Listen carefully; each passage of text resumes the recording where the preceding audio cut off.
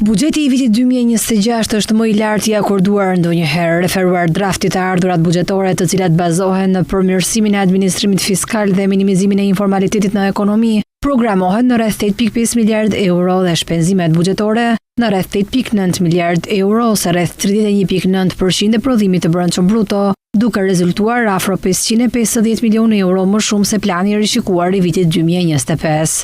Ndërsa deficiti qëndron në 2.3% të PPB-s, në të njëjtin nivel të pritshëm për 2025-ën. Një fokus të veçantë në buxhet kanë politikat sociale.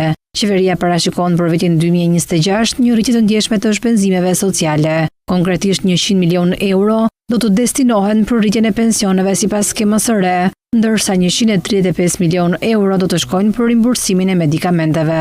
Krahas kësaj politike parashikohet financimi I plotë I efektit të rritjes së pagës minimale prej 50.000 lekësh në muaj. Për herë të parë parashikohet dhe indeksimi I pagave të administratës publike në masën 2.5% duke filluar nga 1 janari 2026. Investimet publike për vitin 2026 janë planifikuar në rreth 1.9 miliard euro, ndërsa fondi për rindërtimin do të jetë 50 milion euro. Për 11 kontrata koncesionare do të shpenzohen 120 milion euro, një ulje e lehtë krahasuar me 123 milion euro te këtij viti.